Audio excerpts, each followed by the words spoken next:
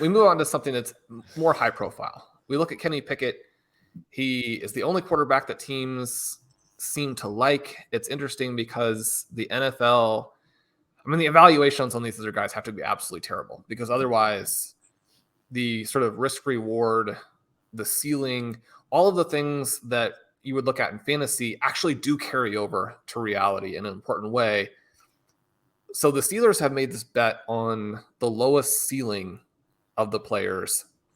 The rest of the NFL is characterizing the other guys as developmental prospects, including the ones who were actually better much earlier in college than Kenny Pickett was. But he's in this fantastic situation now. So Matt, who's going to be the offensive rookie of the year? How should we be looking at this from a fantasy and from a betting perspective? Yeah, Kenny Pickett is the favorite to be the offensive rookie of the year, or one of the favorites. And I think that is probably warranted.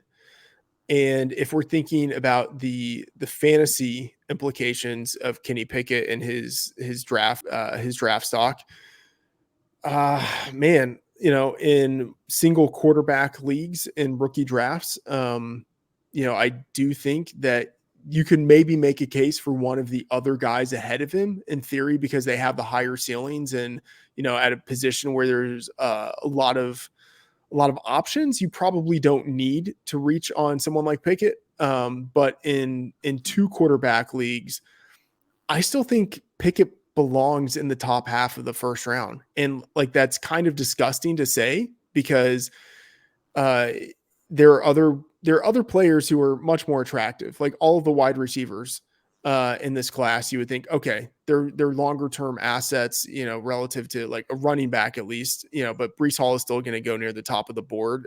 But man, I think Pickett I have Pickett ranked at 104 in Superflex, and I don't like it, but if you need a quarterback, and everyone needs quarterbacks in Superflex, and he's going to be starting, if not right away, pretty early in his career, I think there's a real case to be made because of the positional scarcity there. But for rookie of the year, looking at that prop a little bit more, I hate to be chalky, but Kenny Pickett at 6-1, I have bet it, and I do like it, not because of Pickett's talent, but because of the situation surrounding him, which you mentioned. He's got those wide receivers around him. He's got Pat Freimuth. He's got Najee Harris. He's got receiving options there. I think he's likely to start in week 1. The contract for Mitch Trubisky is such that the Steelers are kind of incentivized not to start him. And the fact that they drafted a quarterback in the first round suggests that they're not really comfortable with the idea of starting Trubisky right away, especially because they did mention shortly after drafting Kenny Pickett, we believe that he can start right away. So I think Pickett starts more or less right away. I think he should be favored over Trubisky to start in week 1. And if you look at the guys who have won offensive rookie of the year, ever since this kind of became a pass heavy league. So going back to 2004, when Roethlisberger won offensive rookie of the year, quarterbacks win this award half the time. And it's not, just kind of any quarterback. It's quarterbacks who accumulate a high number of starts. So guys who are starting 13, 14, 15 games. If a wide receiver wins this award, it normally has to be a guy who just absolutely balled out. And we could get that in this class, but I think probabilistically it's easier for a quarterback to win this award because he has the ball in his hands and because he's not dependent on someone else to throw him the ball. And then you look at Breece Hall and Kenny Walker, both of those guys. Yeah, you could see how they win the award, but you could also pretty easily see how they don't win the award given the teams that they went to and the Jets and the Seahawks. So Pickett, I think, deserves to be the favorite, but I think at 6-1, which is where I bet it at Caesars, I think he still offers some value there. Yeah, I think as well, with Trubisky coming in from the Bills, I think the likelihood is that if Pickett doesn't start week 1, there's a very, very short leash there for Trubisky based on what we've seen him doing in his career so far. But if he does start, how do you think that does? And you mentioned the skill position players he has, but they also have to catch passes from him. How would it affect them for fantasy?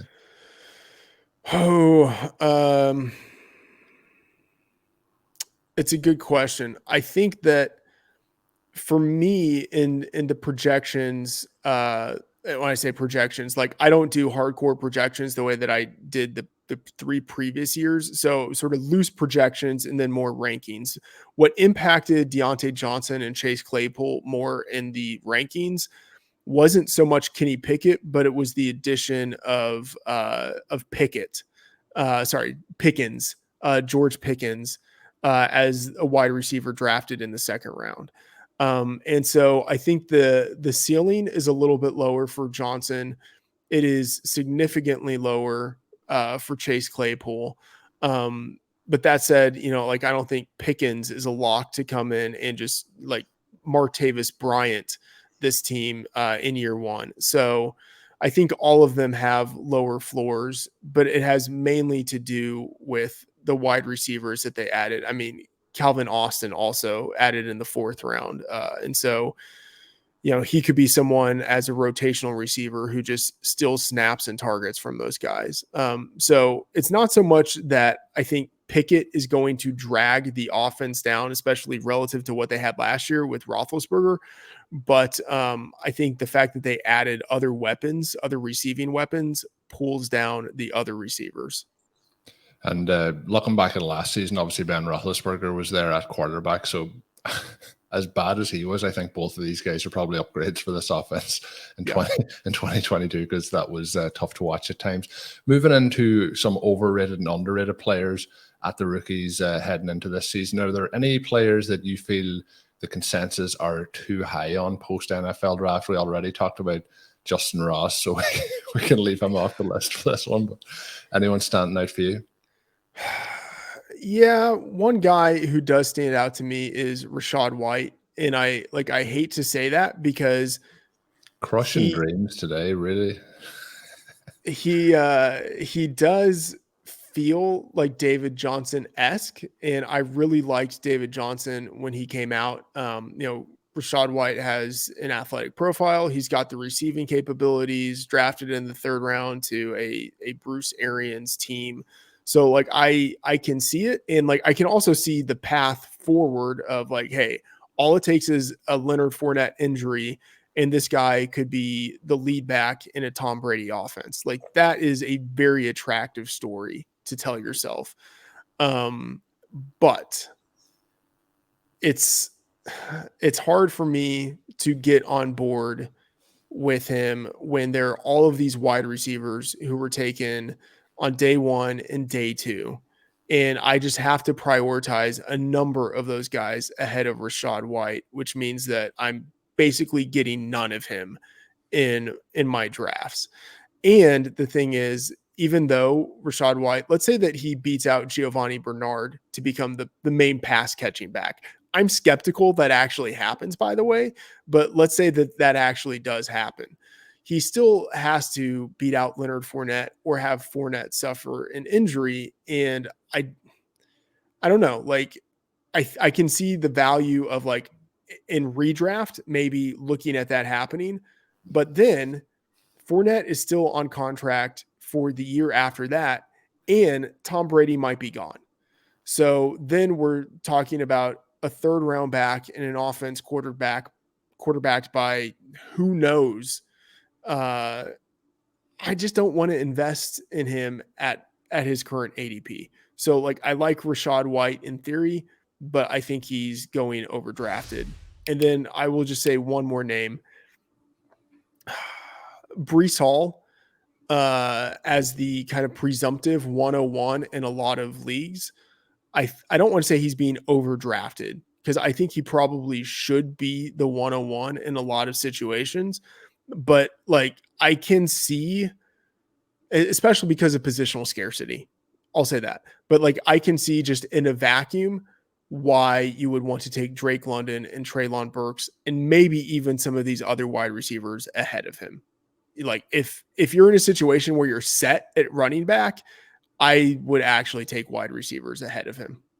That's interesting because, especially in light of this league that I'm in, where Patrick Corain, another one of our good friends and recent guests, has a bunch of the top picks, and he actually selected Treylon Burks at the 101, traded out of the 102 to get an elite quarterback in a super flex, and then selected London as the 103. And that's a very similar approach to what you're suggesting. Yeah. I actually like that idea a lot. And it's not to say anything bad about Breece Hall, who I think was a great prospect, but he could have landed in a better spot. And I really like the landing spots for London and Burks, and I liked them anyway before entering the draft. So I get the positional scarcity pushes running backs up the board. But the wide receivers, they have more draft pedigree and they're longer lived assets. In a vacuum, it makes a lot of sense to go with wide receivers higher. And that would just kind of, by necessity, push Breece Hall down the board. So who are we too low on? And obviously pick from anywhere, but especially if you have somebody in this sort of 110 to 204 range. You mentioned you like some receivers there. I mean, that's the range where people who were very excited because they either had, a first round pick, even though it's late, or they had an early second round pick. And they're like, those early second round picks are often like first round picks. And then the draft happens and the quarterbacks fall and some of the other things that could have happened. There were some positive things moving some people up too, but you're now sitting in that 110 to 204 range. Like, do I more or less just have like a late second round pick here? Yeah. So I don't hate getting James Cook there if you want to go with a running back, because he does have significant upside within that offense. I think he also has a lot of downside too. And the market, I think, is kind of vacillated on him. Like shortly after the draft, I think people were really excited, or a number of people were really excited about the idea of James Cook as a receiving option in an offense that is one of the pass heaviest in the league, and as a guy who is invested with second round draft capital. So, James Cook, you could see the case for why he would ball out. You can also see the case for why he would basically be like a super version of JD McKissick, which isn't all that interesting.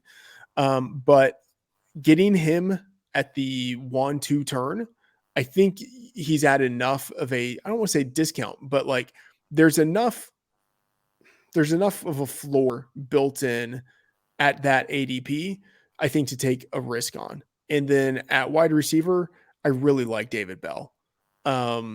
Especially, just in that range, like I will be taking as much David Bell as I can, not over Jahan Dotson, because the first round.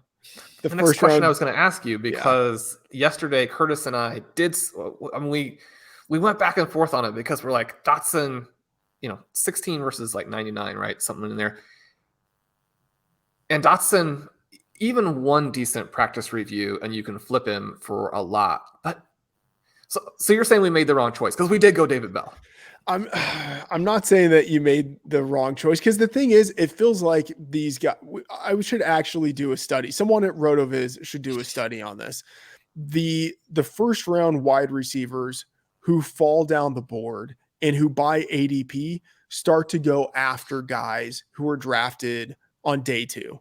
Like, what is the ultimate outcome for those guys? Because I'll say anecdotally, it feels like those first rounders who fall down the board end up underperforming, just kind of relative to the expectations that you would have of their draft position. And so like, I can see a world in which David Bell really does outperform Jahan Dotson.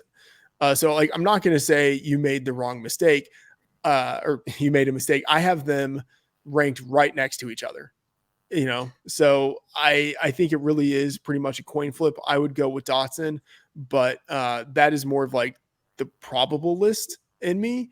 Like the person who just wants to get my guy would prefer to have David Bell.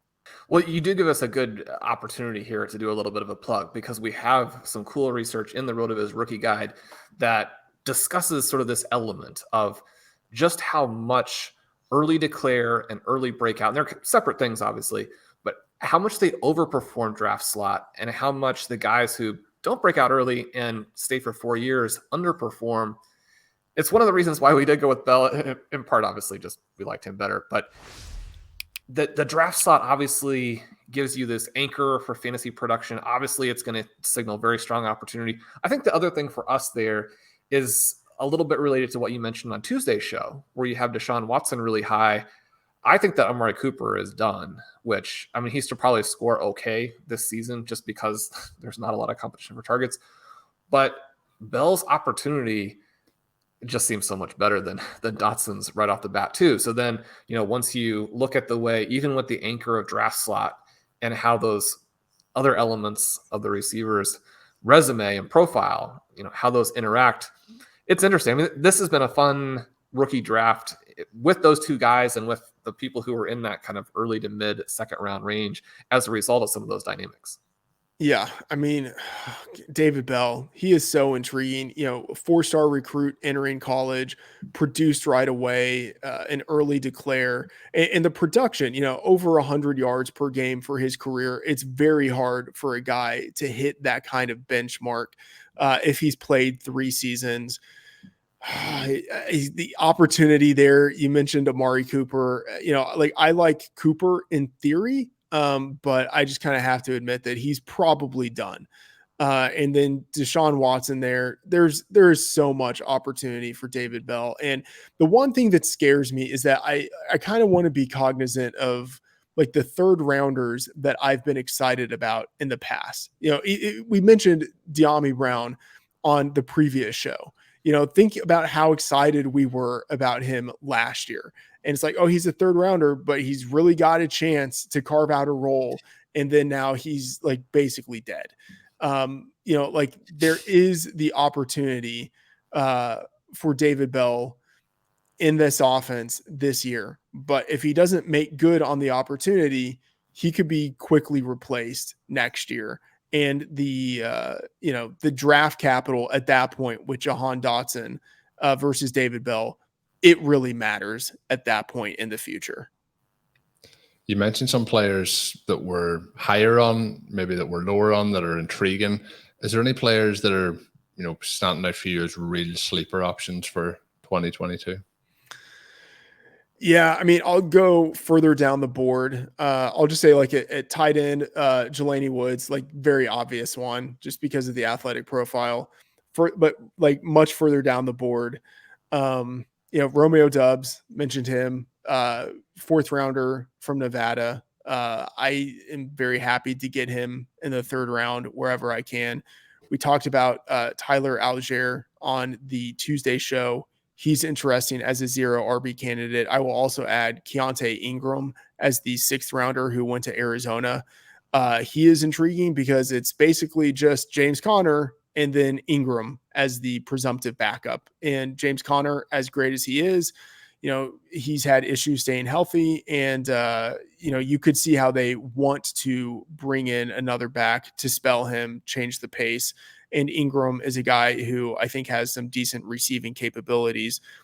Khalil Shakir as the 5th rounder drafted to the Buffalo Bills. I think he could become the slot man sooner rather than later. If it's not in year 1 with him just outright beating Jamison Crowder for the job. Crowder's on a 1-year contract, so you could see how Shakir becomes the slot receiver, following that. And then one more name, which is really far down the board, Samori Toure as the 7th rounder who was drafted to the Green Bay Packers. I'm not going to say he's giving me like Charles Johnson vibes from way back in the day when he was drafted in the 7th round, or Jeff Janis when he was drafted in the 7th round. By the way, like neither one of those guys panned out, so it's worth pointing that out. But Samori Toure graduated from Nebraska, or let me rephrase that, entered the NFL from Nebraska, where he was there 1 year, was the number 1 receiver. But before that, he was in the FCS ranks, and he was one of the top receivers there in 2019. Missed the 2020 season because of COVID and then transferred to Nebraska. But his 2019 season was just totally dominant at a lower level of college football. And I doubt he actually will be someone who gets a real opportunity in Green Bay, but there is opportunity there. I think one of these 3 wide receivers drafted this year, whether it's Christian Watson or, whether it is Doubs or whether it's Toure, I think one of them will end up actually getting a real chance to get targets from Aaron Rodgers at some point. Toure is a guy who's going totally undrafted, totally overlooked. He is someone off of waivers that I would be interested in. That's really cool to get the deep name there and mentioning some of the favorite 7th rounders from the past. Playing the Packers, I mean, I think if you have that pick at 110, you're almost required to use it on Christian Watson because, I mean, the what if, and it's the 110. I mean, you blow the pick if he is nothing. And there are so many signs to say that was a terrible selection by the Green Bay Packers and that he, in fact, will not be that good. But if you get stuck there, you do select him, but then in the rest of your drafts, you select Doubs, and then, as you mentioned, even deeper candidates. I mean, if you have the roster spots to hold them throughout at least the offseason, but then, into the year a little bit, I mean, one of those guys has to pay off, right? And if you are invested heavily in the less expensive options, then you could potentially do it for almost nothing.